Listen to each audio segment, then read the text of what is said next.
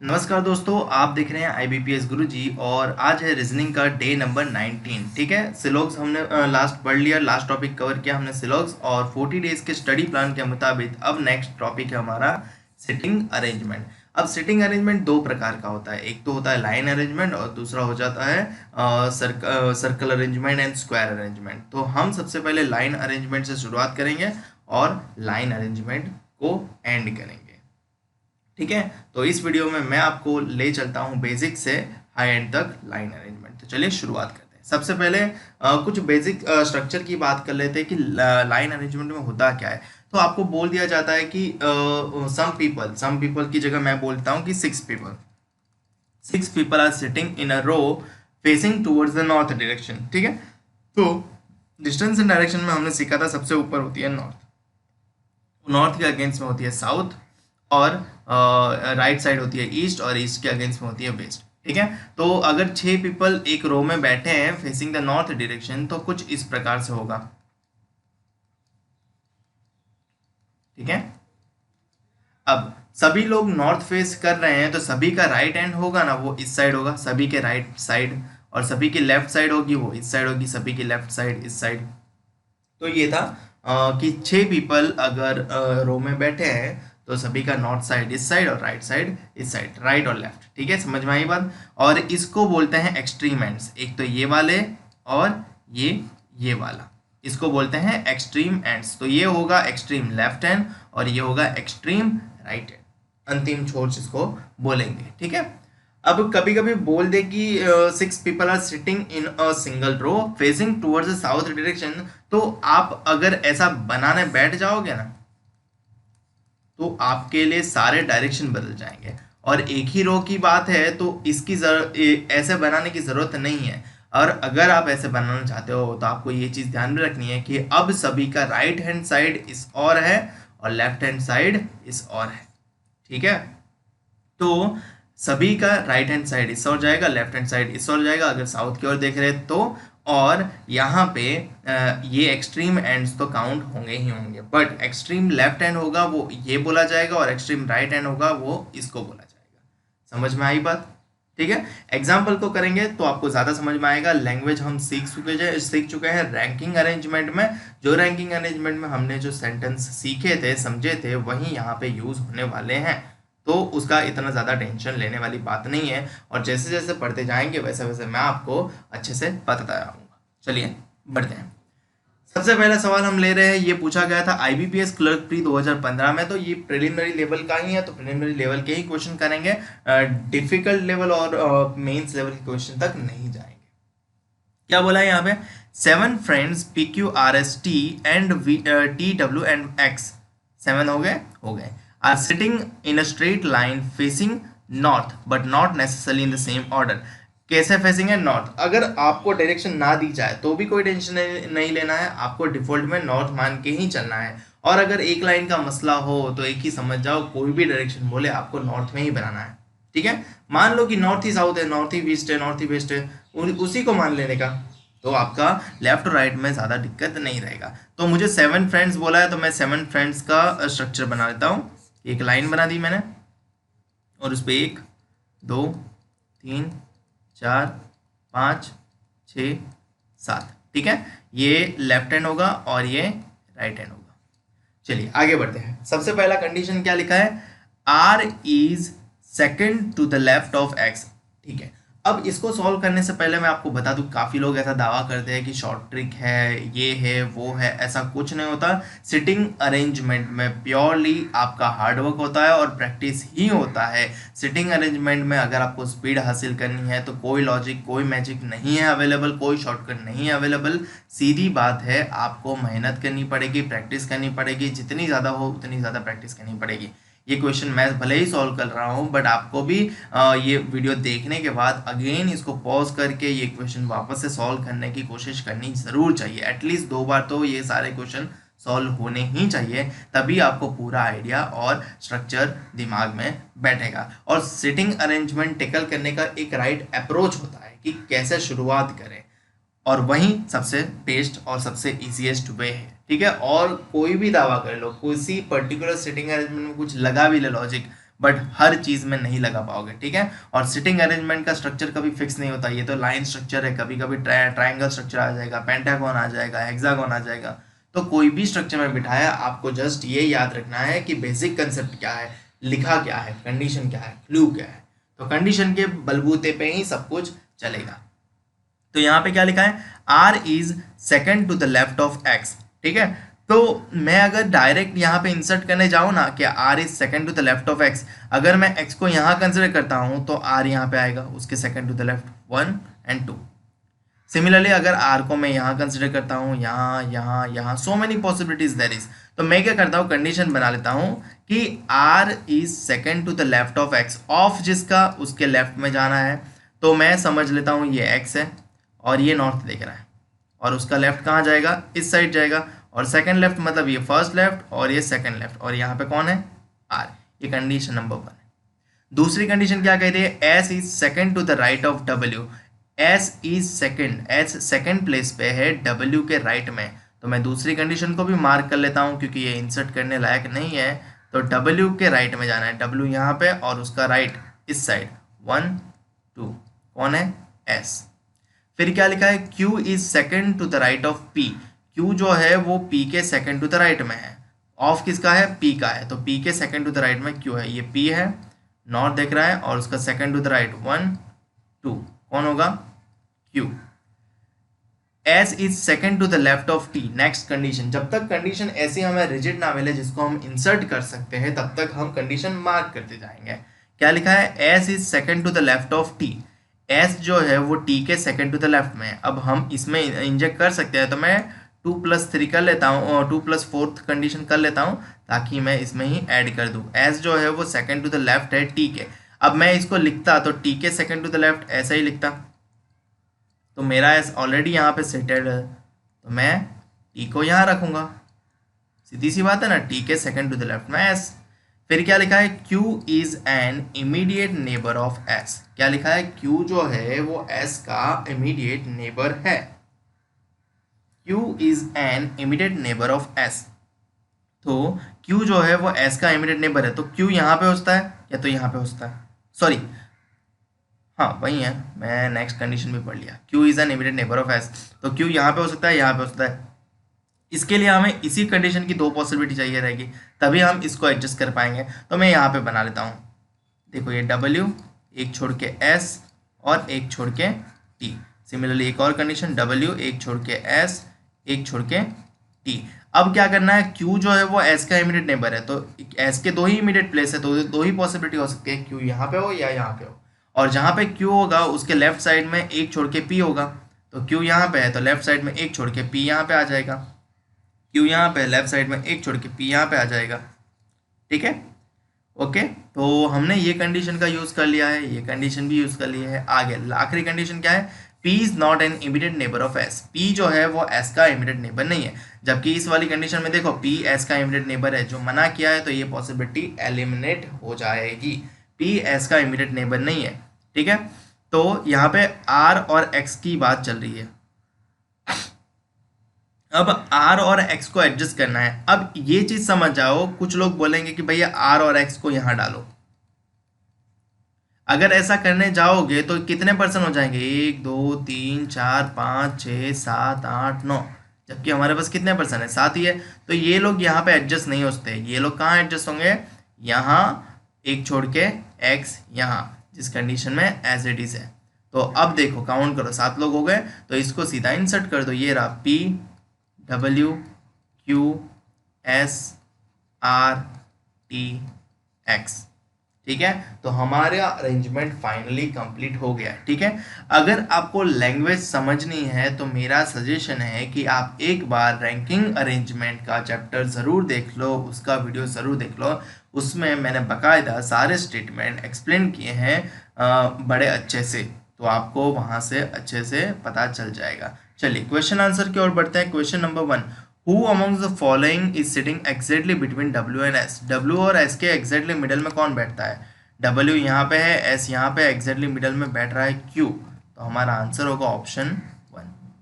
Who amongst the following is sitting in the middle of the straight line. Straight line के middle में कौन बैठा है, 3 इस छोड़ो 3 इस छोड़ो, तो ये मिडल में होता है और वो कौन है, एस। तो आपका आंसर होगा ये 3। 4 of the following pairs of the people are like in certain way based on their position in arrangement given above and so form a group. Which one of the following pairs of the people does not belong to that group?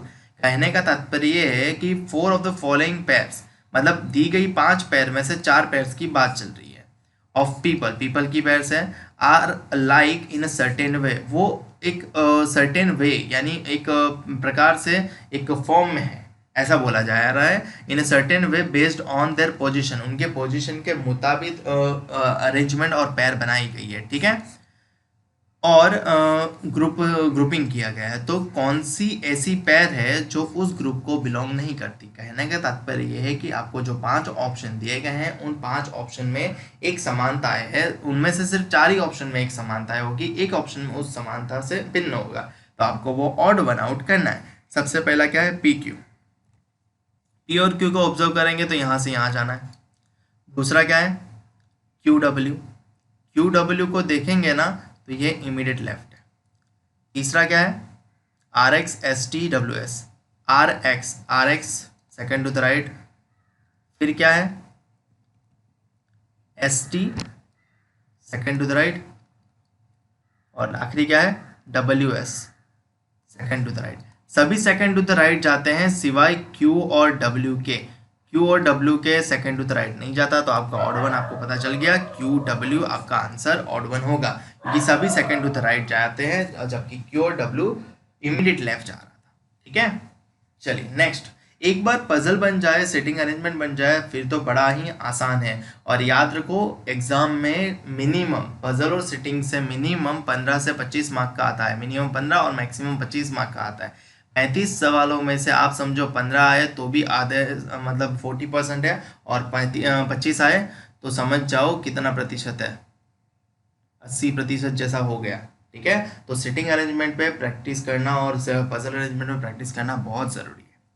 आगे क्या लिखा है, if all the 7 person are made to sit in alphabetical order straight from left to right, position of how many people will not change. क्या बोला है, अगर सारे person को अल्फाबेटिकल ऑर्डर में लेफ्ट टू राइट अरेंज करना हो तो कितने लोग चेंज नहीं होते। चलिए अरेंज करते हैं। सबसे पहले क्या आएगा, P Q R S T W और एक्स। तो कितने लोगों ने चेंज नहीं किया, देखो भाई, पी ने चेंज नहीं किया, ये चेंज हो गया, चेंज हो गया, चेंज हो गया, चेंज हो गया, चेंज हो गया, चेंज नहीं हुआ। तो 2 पर्सन ऐसे हैं जो चेंज नहीं हुए हैं, तो आपका आंसर जाएगा 2। Who amongst the following is sitting to the immediate left of X. X के इमीडिएट लेफ्ट में कौन बैठा है, तो एक्स ये रहा और उसका इमीडिएट लेफ्ट ये होगा, और इमीडिएट लेफ्ट में कौन बैठा है, टी। तो आपका आंसर हो जाएगा ऑप्शन 1, ठीक है। एक बार अरेंजमेंट बन जाए फिर आंसर देना तो बहुत ही आसान है। चलिए एक और क्वेश्चन करते हैं, आपको ज़्यादा पता चलेगा ये कब पूछा गया था। तो NIACL यानी new India assurance company limited assistant के एग्जाम प्रिलिमिनरी एग्जामिनेशन 2017 में पूछा गया था। यहाँ पे कितने लोग हैं, 8 friends FGHL MNO and Q are sitting in a straight line facing north but not necessarily in the same order. H is sitting second to the right of N. Okay, condition started है। तो 8 लोग हैं तो मैं 8 जगह बना लेता हूँ, ताकि अगर कोई मुझे फिक्स स्ट्रक्चर मिले तो मैं उसको पहले से ही इंसर्ट कर लूँ। ये first, second, third, fourth, fifth, sixth, seventh, 8। क्या लिखा है, H is sitting second to the right of N। H जो है वो second to the right of N बैठा है। तो पहली कंडीशन ये कह रही है कि second to the right of किसका है, N का है। तो हम N को सबसे पहले कंसिडर करेंगे और N का सेकंड टू द राइट में जाएंगे। 1 2 कौन है, H। तो H is sitting second to the right of N। And करके लिखा है, और जब भी एंड करके लिखा होता है उसके बाद वाला जो सेंटेंस है, L is sitting 4 to the right of H, तो ये कंप्लीटली सेपरेट सेंटेंस है। बाकी एंड से जो जुड़ता है वो स्टेटमेंट स्टार्ट करता है उसके लिए ही होता है। तो यहाँ पे क्या लिखा है, and L is sitting 4th to the right of किसका है, H का। तो H के ऑफ में देखेंगे, H के राइट में 4th प्लेस, 1 2 3 4th कौन होगा, L, ठीक है। सभी लोग नॉर्थ देख रहे हैं तो सभी का नॉर्थ ही है। 3 3 6 और 7 प्लेस तो हो गए, एक ही प्लेस बाकी है, तो हम इसमें इंसर्ट भी कर सकते हैं या तो आगे पढ़ भी सकते हैं। तो मैं क्या करता हूँ, जनरली इसमें इंसर्ट कर देता हूँ, और 2 पॉसिबिलिटी होती है, तो मैं एक यहाँ पे लिख देता हूँ और एक यहाँ पे लिख देता हूँ, तो चल जाता है। तो ये एन है, ये एच है, सॉरी ये एच है। 1 मिनट रबर ले ही लेते हैं तो अच्छा लगेगा।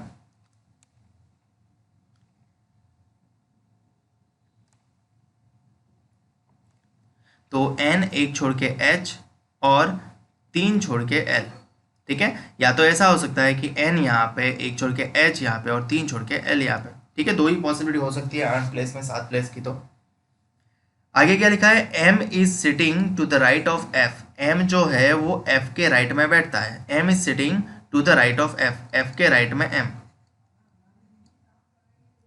तो M is sitting to the right of F, तो मुझे नहीं पता मैं एफ को यहाँ रखूँ तो एम को कहाँ रखूँ, ठीक है। इसलिए इसको अभी के लिए डाल रहा हूँ, आगे चलते हैं। Number of person can sits between G and L is same as the number of person sitting between O and F. कहने का तात्पर्य ये है कि जी और एल के बिटवीन जितने लोग बैठते हैं, मतलब जी और एल के मध्य में जितने बैठते हैं, उतने ही पर्सन ओ एंड एफ के बीच में बैठने चाहिए। इनका कहने का तात्पर्य ये है, ठीक है। कंडीशन मैंने मार्क कर ली, आगे बढ़ते हैं। क्योंकि एल ही यहाँ पे प्रेजेंट है, हमें जी और एल और एफ को प्रेजेंट करना बाकी है, जी एफ एंड ओ, ठीक है। आगे O is sitting to the immediate left of G. O जो है वो जी के इमीडिएट लेफ्ट में बैठता है, तो जी यहाँ पे हो तो उसके इमीडिएट लेफ्ट में ओ होगा, ठीक है।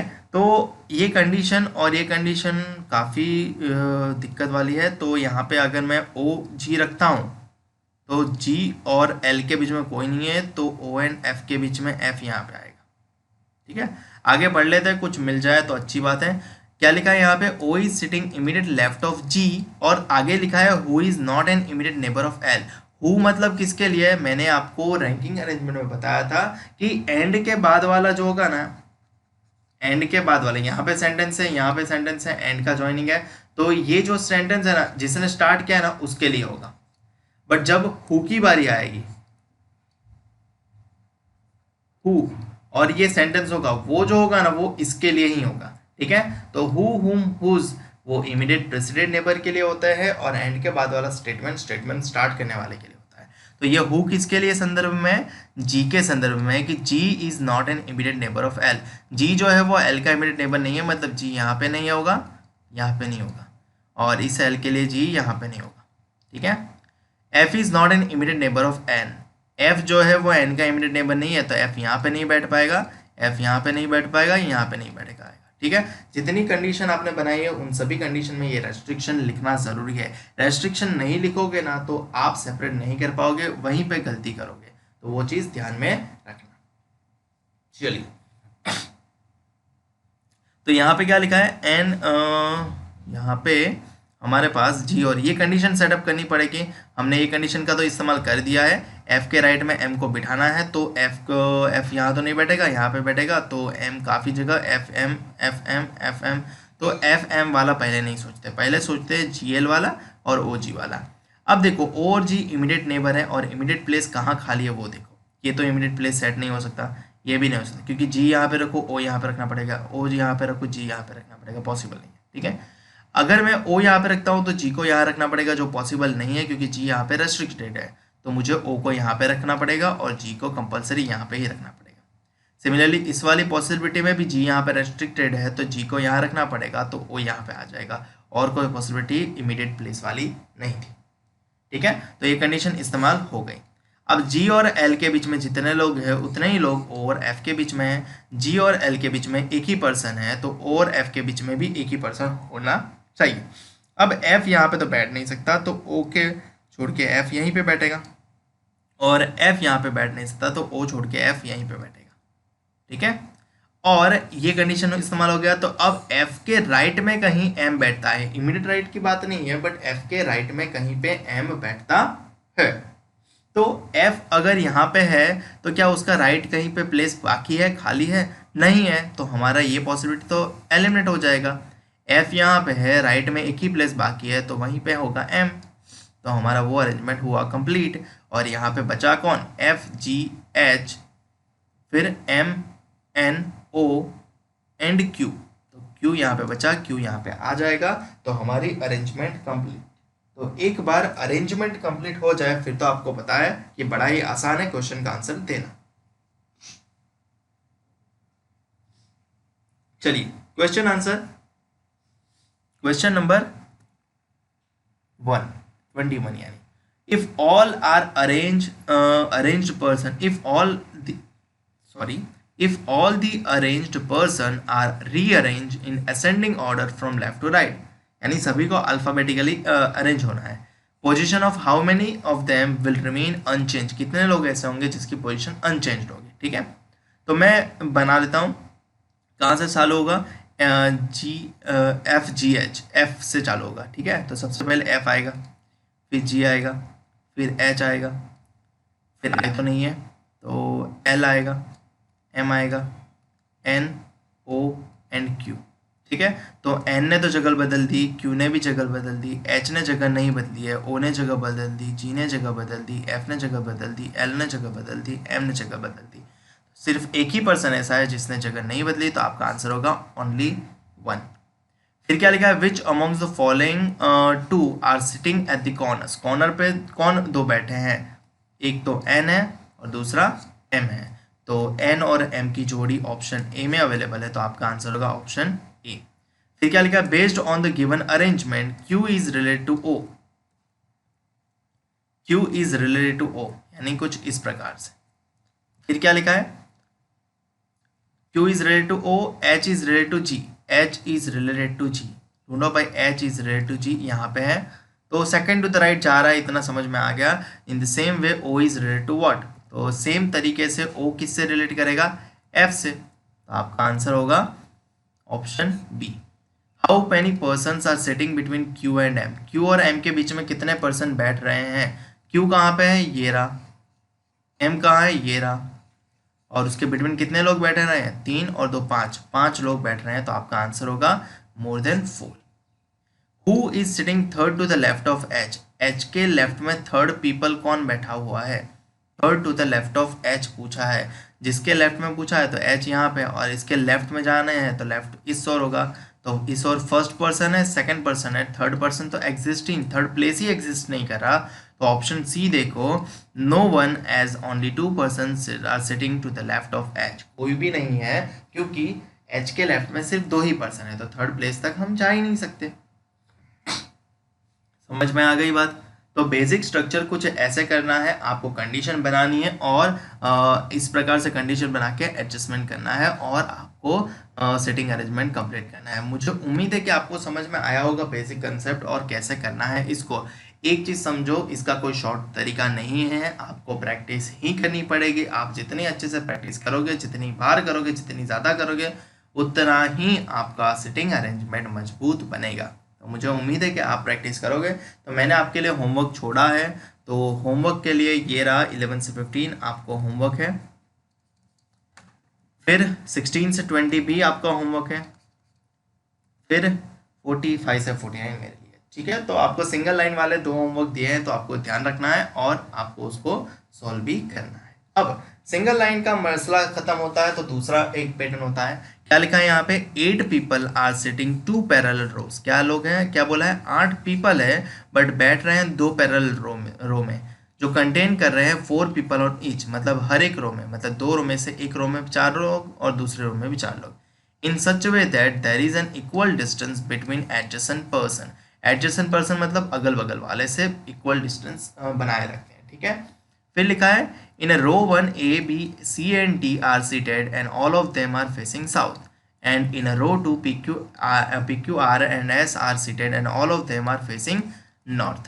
Therefore, in the given sitting arrangement, each member in the row seated in a row faces another member of the another row.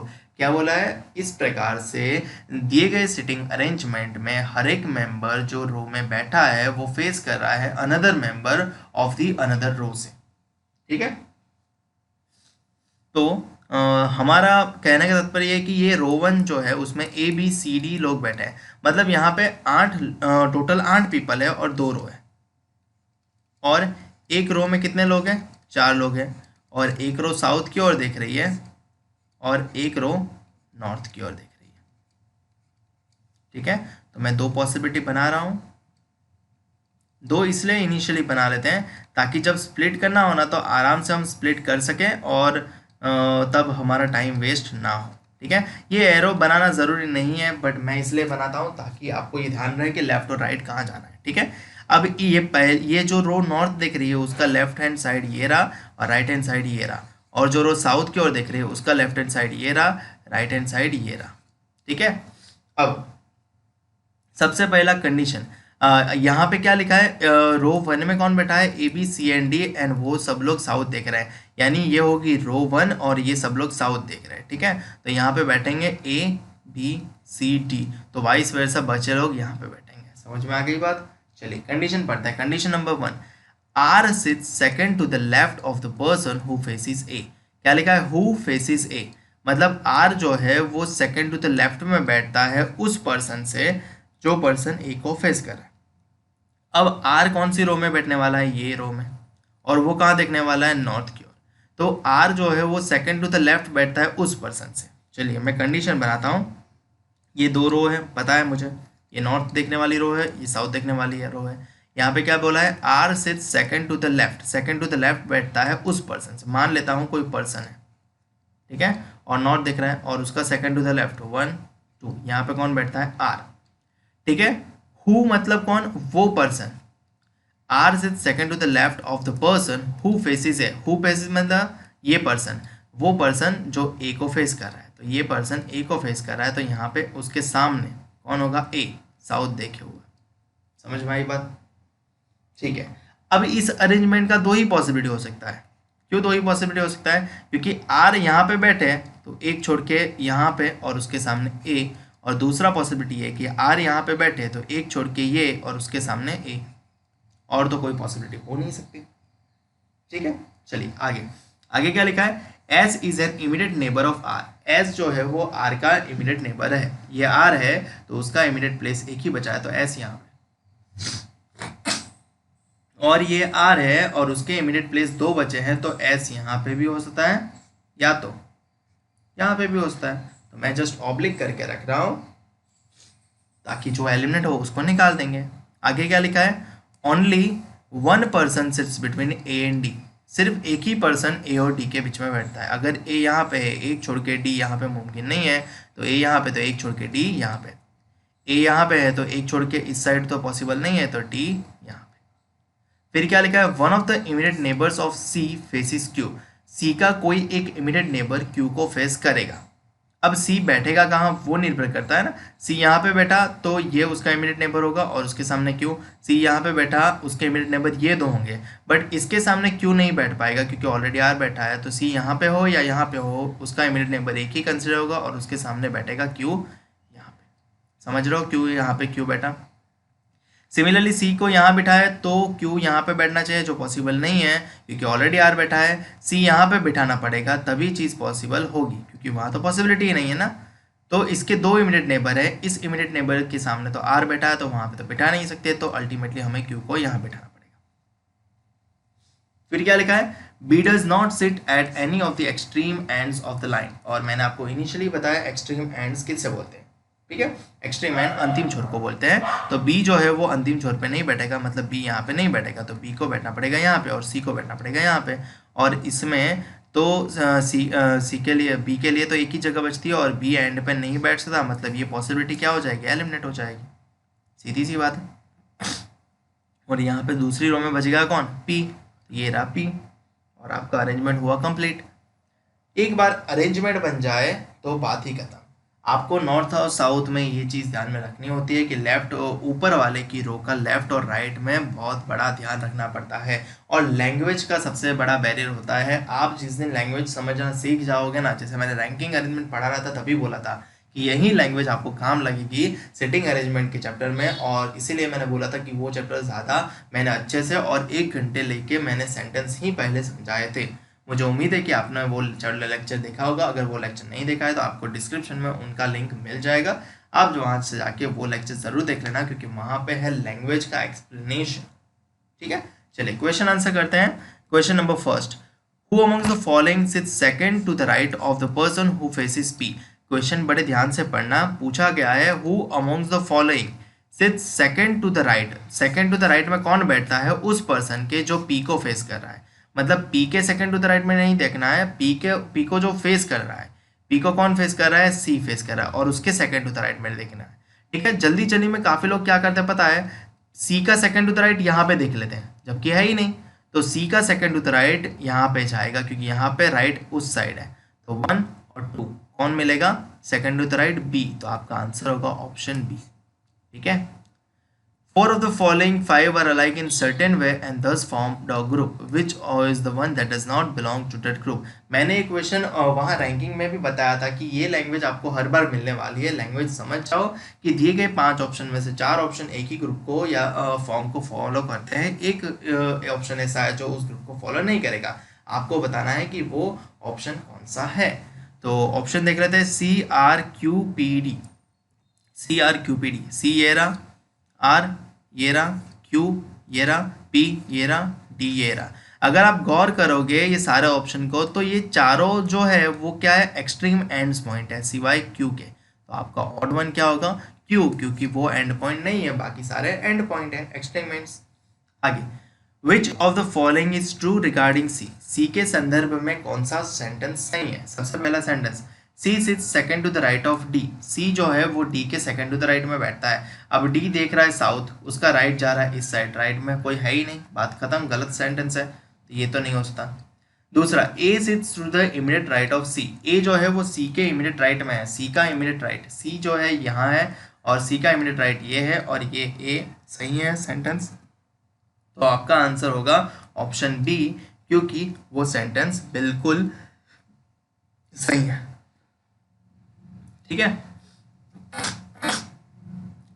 आगे, who among the following faces R? R को कौन face कर रहा है? आर को कौन face कर रहा है? आर के सामने जो है वो डी है, तो डी इज फेसिंग आर, तो आपका आंसर होगा option D. And who among the following faces B? B को कौन फेस कर रहा है? बी ये रहा और उसके सामने एस ये रहा, तो बी के सामने एस, तो आपका आंसर होगा ऑप्शन डी।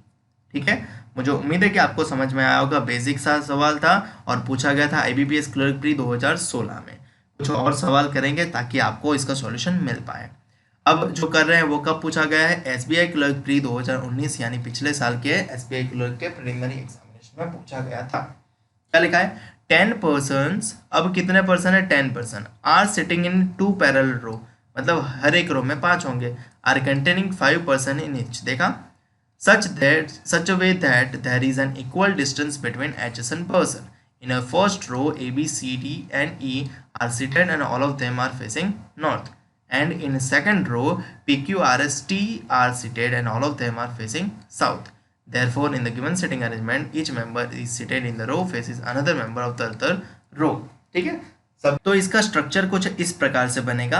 आपको 10 person है और 2 पैरेलल रो में सेटल करने हैं। ठीक है, तो एक रो में कितने होंगे? 5 लोग, 1 2 3 4 5, और हम शुरुआत से ही कितनी पॉसिबिलिटी बनाएंगे? 2, ताकि जब भी हमें स्प्लिट होना हो तो हम आसानी से स्प्लिट हो जाए।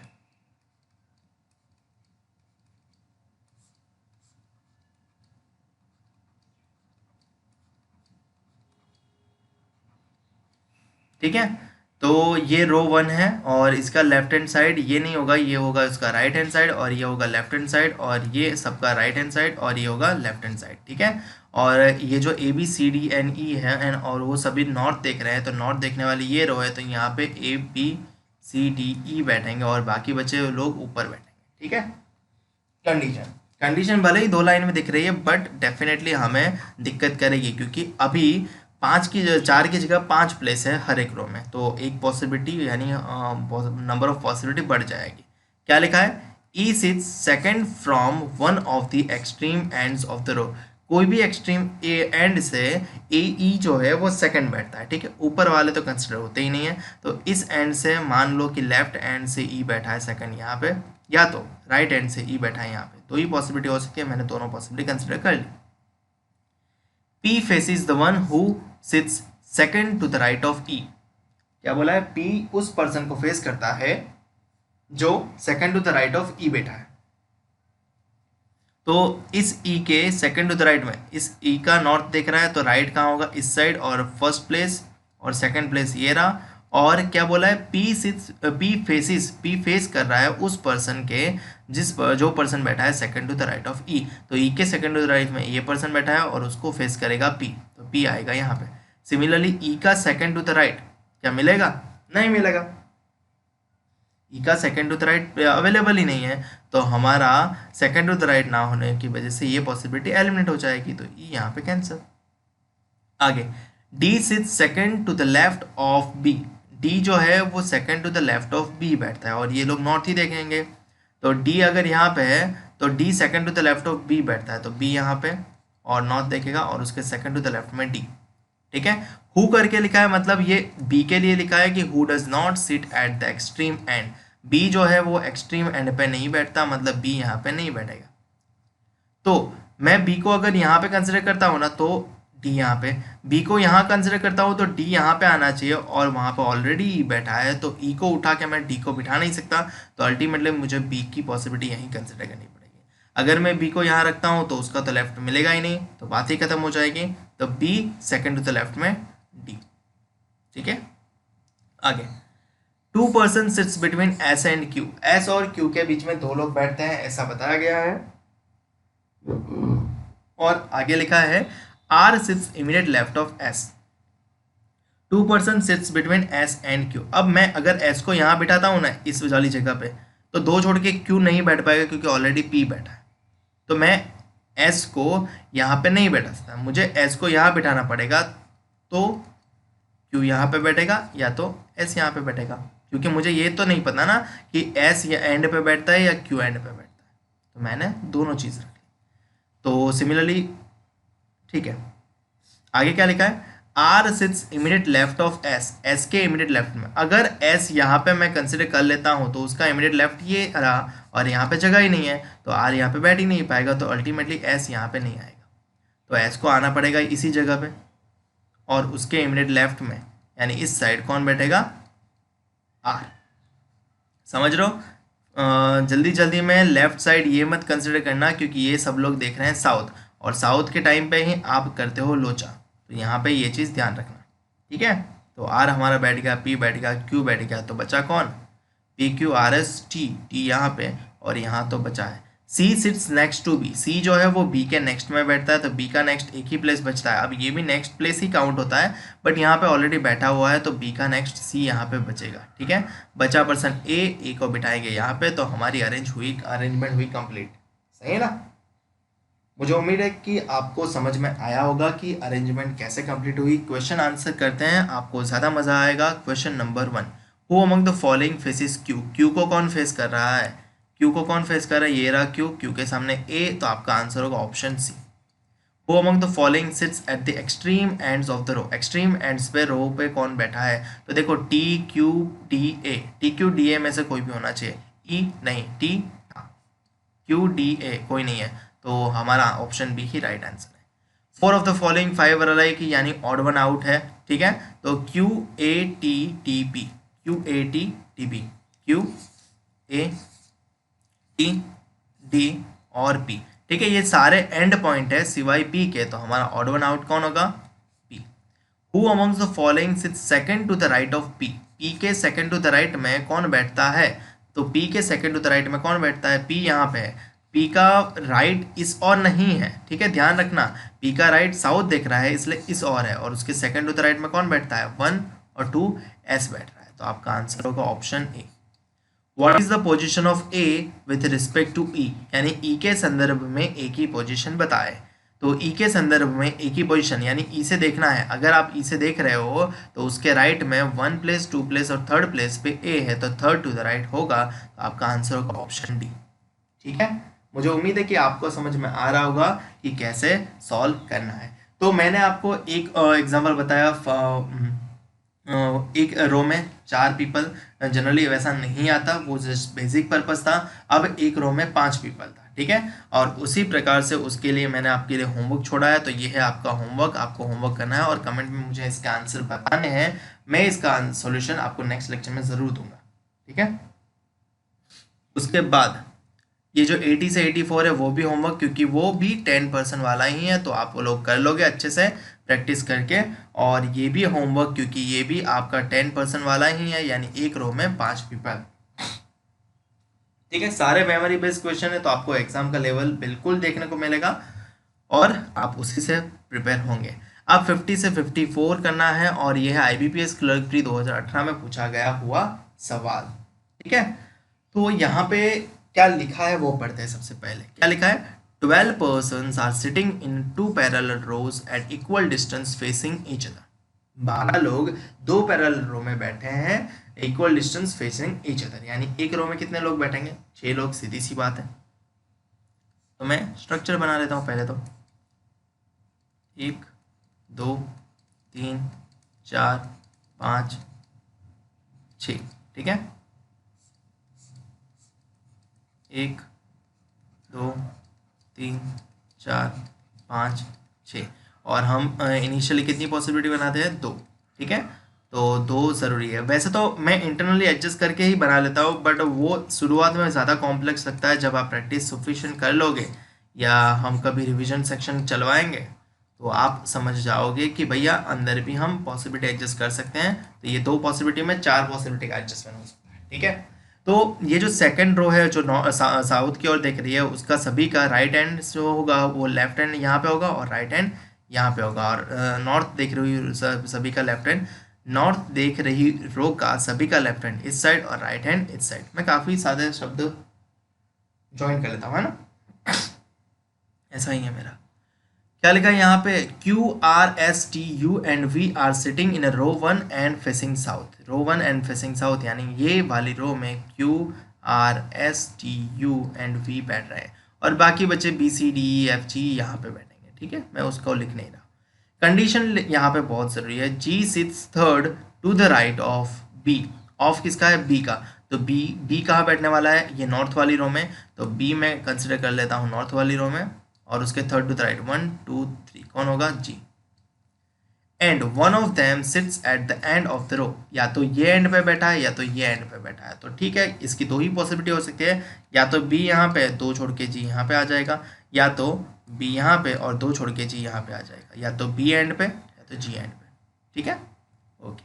फिर क्या लिखा है, Q sits at the right end of the row.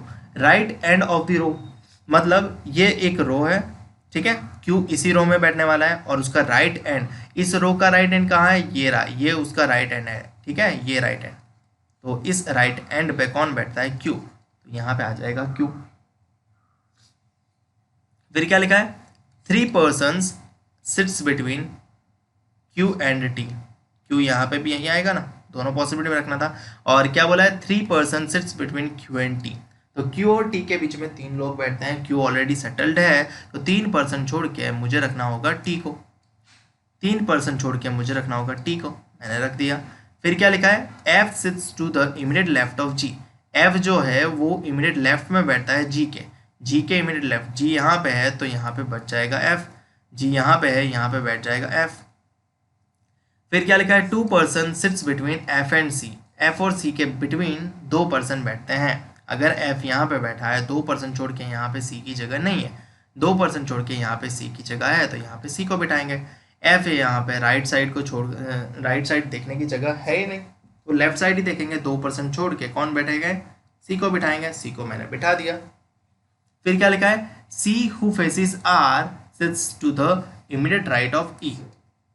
C कहाँ बैठ रहा है, फेस कर रहा है, R को फेस कर रहा है, तो C who faces R मतलब C के सामने R, C के सामने R।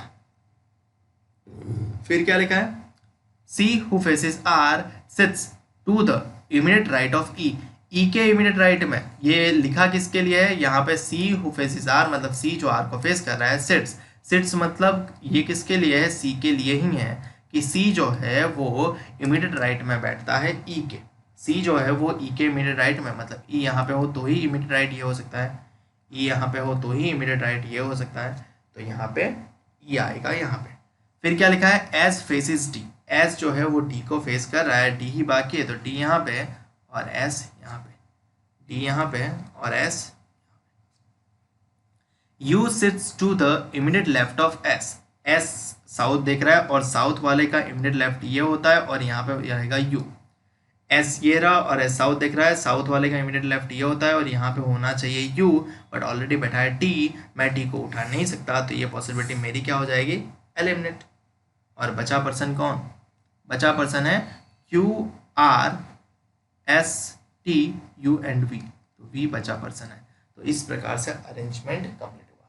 देखो फर्स्ट टाइम करोगे कॉम्प्लेक्स लगेगा, दूसरी टाइम करोगे थोड़ा मॉडरेट लगेगा, तीसरी टाइम करोगे अपने हैंडी हो जाएगा, आपको समझ में आना हो जाएगा, और चौथी पांचवी टाइम करोगे ना आपको लगेगा हलवा है, आराम से हो रहा है। ठीक है, प्रैक्टिस ही सब कुछ है सिटिंग अरेंजमेंट में। मैं आपको गला फाड़ फाड़ के बोल रहा हूँ, क्योंकि प्रैक्टिस नहीं करोगे तो आपको बेनिफिट नहीं मिलने वाला। ठीक है, तो समझ जाना, क्योंकि पॉसिबिलिटी और स्टेटमेंट की कंफ्यूजन तो बढ़ती ही रहेगी। आप जितनी ज़्यादा प्रैक्टिस करोगे उतने ज़्यादा स्टेटमेंट देखोगे, उतने ज़्यादा स्टेटमेंट का अनुवाद करोगे और आप समझोगे कि इसका एडजस्टमेंट कैसे होगा।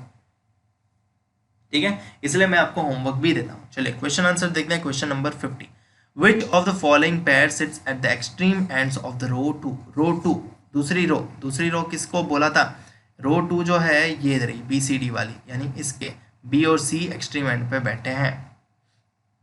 ठीक है, तो बी और सी यानी option C. Who sits second to the left of the person facing V. V के सेकंड टू द लेफ्ट नहीं देखना है। ठीक है, यहाँ पे लिखा है who sits second to the left, यानी लेफ्ट में सेकंड प्लेस पे कौन बैठता है, उस पर्सन के जो वी को फेस कर रहा है। मतलब वी को कौन फेस कर रहा है, सबसे पहले वो ढूंढो, वी को फेस करने वाला ये पर्सन है और इसका सेकंड टू द लेफ्ट ये रहा, तो आपका आंसर होगा डी। ठीक है, वी के लेफ्ट डायरेक्ट मत ढूंढ लेना वरना आंसर ही बदल जाएगा। आपका आंसर होगा option B. What is the position of U with respect to R. तो हमें यू को देखना है आर के संदर्भ में। आर देख रहा है साउथ, यहाँ से देखना है यू को, तो साउथ के चलते हम चेक करते हैं, तो first second and third to the right U होगा आर के। ठीक है, तो आपका आंसर होगा थर्ड टू द राइट यानी option D. Who is facing F. F को कौन फेस कर रहा है, एफ को कौन फेस कर रहा है, एफ को फेस कर रहा है यू, तो आपका आंसर होगा यू यानी option B. If the possible position of all the persons sitting in row 2 are arranged as per the English alphabetical order from left to right, यानी आपको अरेंजमेंट करना है, then who among the following faces D, then D को कौन face करेगा। ठीक है, तो हम अल्फाबेटिकली लिख लेते हैं। यहाँ पे सबसे पहले आएगा B C D, और हमें क्वेश्चन D पे ही हुआ था है ना, कि who among the following faces D, D को कौन फेस करेगा। D अगर यहाँ पे आ जाएगा तो D को फेस करने वाला कौन होगा, U होगा, तो आपका आंसर होगा, ऑप्शन में अवेलेबल नहीं है तो आपका आंसर होगा ऑप्शन ई। तो ये मैंने आपके लिए होमवर्क छोड़ा है 55 से 59। आप इसको सॉल्व करोगे, वीडियो पॉज करोगे और कमेंट में मुझे आंसर बताओगे, और मैं इसका सॉल्यूशन नेक्स्ट लेक्चर में डेफिनेटली दिखा दूंगा। ठीक है, ये भी आपके होमवर्क में है, आपको इसको वीडियो पॉज करके सॉल्व करना है और कमेंट में मुझे आंसर बताना है। ठीक है, अगर आप आंसर बताओगे तो अच्छी बात है, वो आपका ही प्रैक्टिस और फायदे के लिए है। चलिए आगे बढ़ते हैं। एक और मैं करता हूँ सॉल्व ताकि आपको थोड़ा और आइडिया आ जाए, और ये पूछा गया है IBPS RRB PO 2019 में पूछा गया है। ठीक है, यहाँ पे क्या लिखा है, 12 people are sitting in 2 parallel row containing 6 people each in such a way that there is an equal distance between adjacent person. In row 1 PQ RS T and U are seated and all of them are facing south, and in row 2 AB C D E and F are seated and all of them are facing north. ठीक है, तो 10 लोग हैं, 12 लोग हैं, एक row में 6 लोग होंगे, तो मैं उस प्रकार से अरेंजमेंट बना देता हूँ।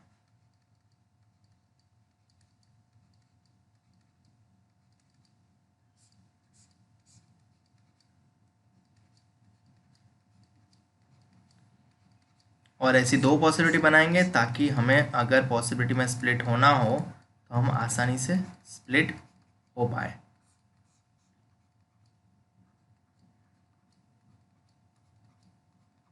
ठीक है, जो साउथ देख रहे हैं उस रो का राइट एंड जो होगा वो ये होगा अपोजिट, और लेफ्ट एंड होगा ये, और जो नॉर्थ देख रहे हैं उसका लेफ्ट एंड ये होगा और राइट एंड होगा ये। ठीक है, चलिए जो साउथ देख रहे हैं वो रो कौन सी है, all of them are facing south, यानी रो 1 जो है वो फेस कर रही है साउथ, और रो 1 में कौन बैठ रहा है, PQRSTU।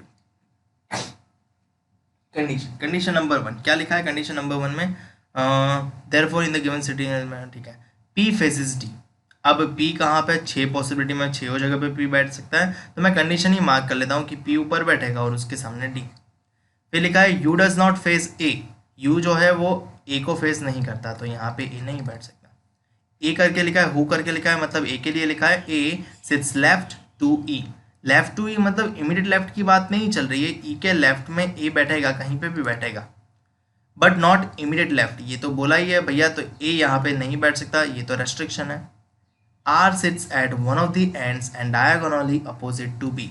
आर जो है वो कोई भी एक एंड पे बैठता है, ठीक है, तो आर बैठने वाली रो ये रही, तो आर या तो यहाँ पे बैठे या तो यहाँ पे बैठे, दो पॉसिबिलिटी मैंने दोनों जगह कवर कर ली। और डायगोनली अपोजिट इसको बोलते हैं, ये और ये डायगोनल अपोजिट होते हैं, ये डायगोनल अपोजिट है। अगर आर यहाँ पे है तो इसकी डायगोनल अपोजिट ये होगी और यहाँ पे बैठेगा बी, और अगर ये आर है तो इसका डायगोनल अपोजिट ये होगा और यहाँ पे बैठेगा बी, ठीक है।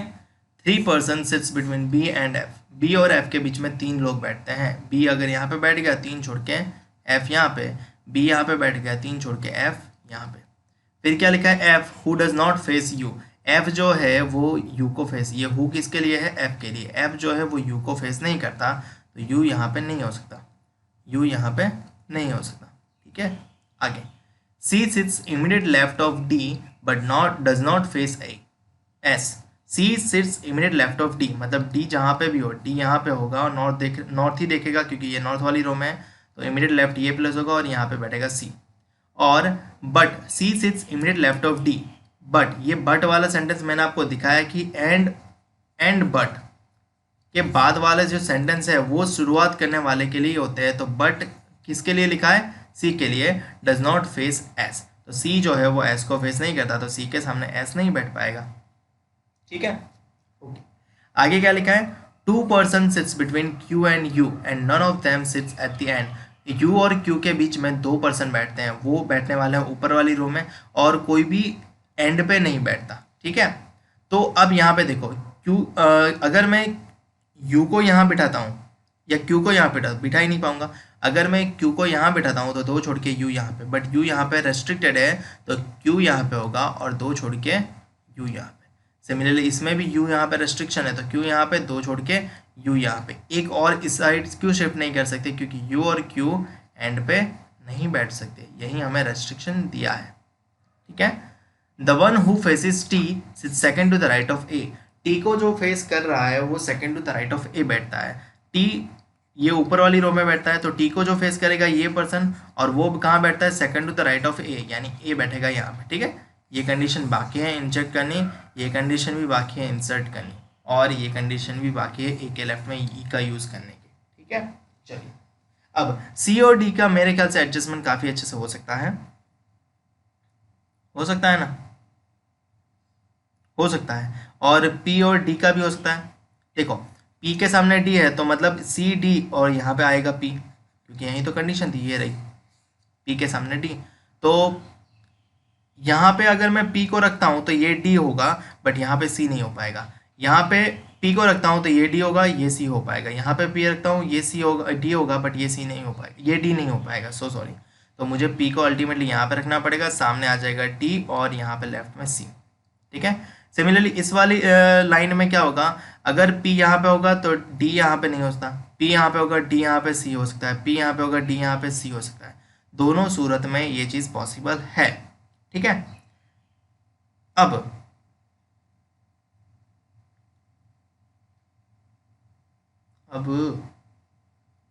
ठीक है, इसका एडजस्टमेंट हो गया, तो इसमें ये इंसर्ट करके देखते हैं ये हो जाएगा कि नहीं हो जाएगा। टी के सामने सेकंड टू द लेफ्ट में ए, अगर टी यहाँ पे है सामने सेकंड टू द लेफ्ट में ए पॉसिबल है, टी यहाँ पे सामने सेकंड टू द लेफ्ट में ए पॉसिबल नहीं है, तो अल्टीमेटली टी को बैठना पड़ेगा यहाँ पे सामने इसके सेकंड टू द लेफ्ट में ए, यानी यहाँ पे, ठीक है। सिमिलरली यहाँ पे चेक करते हैं, और ए जो है वो ई के लेफ्ट में बैठता है, तो यहाँ पे आ जाएगा ई, तो ये एडजस्ट हो गया। यहाँ पे चेक करते हैं टी के सामने, अगर टी यहाँ पे है तो सामने second to the left possible ही नहीं है, टी यहाँ पे सामने second to the left possible ही नहीं है, तो टी अल्टीमेटली यहीं पे आएगा और सामने सेकंड टू द लेफ्ट में ए पॉसिबल है, ठीक है। अब पी यहाँ पे हो सकता है या तो यहाँ पे रखेंगे तो सामने डी पॉसिबल नहीं है, ये वाली कंडीशन, तो पी को यहाँ रखना पड़ेगा। पी यहाँ पे रखेंगे तो भी सामने डी तो एडजस्ट हो जाएगा, बट सी को बिठाने के लिए मुझे ए को उठाना पड़ेगा, वो चीज़ पॉसिबल नहीं है, तो हमारी ये पॉसिबिलिटी क्या हो जाएगी, एलिमिनेट हो जाएगी, समझ रहे हो, ठीक है, तो हमारी फाइनल अरेंजमेंट हो गया ये। एक ही पर्सन बाकी है, उसको एडजस्ट करो कहीं से भी। कौन है, कौन बाकी है? P Q R S, S बाकी है तो एस आएगा यहाँ पे। और एस के लिए कोई रेस्ट्रिक्शन था कि एस जो है वो पी सी के सामने नहीं बैठता, एस सी के सामने नहीं बैठा है। लो, यू के सामने ये नहीं बैठता, यू के सामने ए भी नहीं बैठा है। सारी कंडीशन ट्रू है और इस प्रकार से हमारा सॉल्यूशन आ गया। सॉल्यूशन आ गया तो सवाल जवाब भी आ जाएंगे बड़े ही आसान तरीके से। Who among the following faces A को कौन फेस कर रहा है? ए को कौन फेस कर रहा है? आर फेस कर रहा है, तो आपका आंसर होगा option D. How many person sits to the right of R? R के राइट में कितने लोग बैठे हैं? आर के राइट में कितने लोग बैठे हैं? आर साउथ देख रहा है तो उसका राइट यहाँ पे होगा, और आर के राइट में कोई नहीं बैठा, आर ही एंड पे बैठा है, तो no one. Four of the following five are like, यानी यहाँ पे क्या है? ऑड वन आउट करना है। ऑड वन आउट करने के लिए U T E F A, check कर लो, यू टी ई एफ सारे मिडल में कहीं है सिवाय ए के, तो आपका ए ऑड वन आउट होगा क्योंकि ए ही केवल एंड पॉइंट है, बाकी सारे मिडल पॉइंट है। If in a certain way R is related to C, T is related to A, क्या बोला है? R is related to C, R is related to C यानी यहाँ पे। फिर क्या बोला है? T is related to E, T is related to E यहाँ पे। तो उसी प्रकार से डी से कौन रिलेट करेगा? डी से कौन रिलेट करेगा भैया? बीच वाला जो रहेगा वो क्यों रिलेट करेगा? तो आपका आंसर होगा option E. Who among the following sits third to the right of U? U के राइट में थर्ड प्लेस पे कौन बैठता है? यू के राइट में थर्ड प्लेस पे यू कहाँ है? ये रहा। उसका राइट कहाँ होगा? साउथ है, देख रहा है तो राइट होगा यहाँ पे। और थर्ड प्लेस 1 2 3 कौन बैठ रहा है? क्यू, तो आपका आंसर होगा ऑप्शन ई। ठीक है, तो इस वीडियो में इतना ही। मुझे उम्मीद है कि आपको समझ में आया होगा और आपको जो होमवर्क दिया है उसकी प्रैक्टिस अच्छे से करोगे, क्योंकि इसकी प्रैक्टिस करोगे तो ही आगे बढ़ पाओगे और इससे डिफिकल्ट सम कर पाओगे। इससे डिफिकल्ट भी थोड़ा बहुत आता है, नहीं अनसर्टेन नंबर ऑफ पीपल भी देखना है, नॉर्थ साउथ भी एक ही लाइन में आता है वो भी देखना है, और एक दो इंग्रेडिएंट के साथ मतलब कुछ और कलर दे दिया वो भी देखना है। ठीक है, तो अगले लेक्चर का इंतज़ार कीजिए, और अगर आपको कोई भी डाउट है तो आप मेरी इंस्टाग्राम के आईडी पे मुझे फॉलो करें और वहाँ पे मैसेज करें। मैं आपको आपके डाउट सॉल्व करने में पूरी तरह से मदद करूँगा। मुझे उम्मीद है कि आपको वीडियो अच्छा लगा होगा। अगर वीडियो अच्छा लगा तो लाइक कर दीजिए और शेयर भी ज़रूर कर दीजिए, और अगर चैनल को अभी तक सब्सक्राइब नहीं किया तो चैनल को सब्सक्राइब कर लिया और साथ में बेल आइकन भी प्रेस कर दे, ताकि जब भी मैं आपके लिए नया वीडियो अपलोड करूँ आपको उसका नोटिफिकेशन सीधा मिल जाए। फिलहाल के लिए इस वीडियो में इतना ही, और प्रीवियस लेक्चर सिलॉग्स का नहीं देखा है तो सिलॉग्स का देख लेना, और बाकी बचे ओल्ड लेक्चर अगर आपको देखने हैं तो आपको डिस्क्रिप्शन में उनके लिंक मिल जाएंगे, या तो एंड स्क्रीन पे प्लेलिस्ट भी मिल जाएगा, आप वहां से वो चीज़ भी देख सकते हो। मुझे उम्मीद है कि आपको वीडियो पसंद आया होगा। मिलते हैं अगले वीडियो में।